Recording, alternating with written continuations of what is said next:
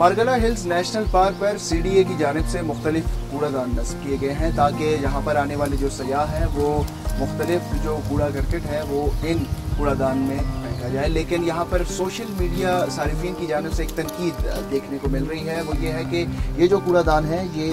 Monkey proof नहीं है। और इस हवाले से जो Islamabad wild life management board की चेयरपर्सन है रना सईद, उन्होंने भी इस हवाले से तवज्जो जो है वो इस्लामाबाद इंतज़ामिया की इस तरफ मबजूल करवाई है। और उन्होंने भी ये कहा है कि इन कूड़ादानों को जो है वो मंकी प्रूफ कूड़ादान के साथ रिप्लेस किया जाए।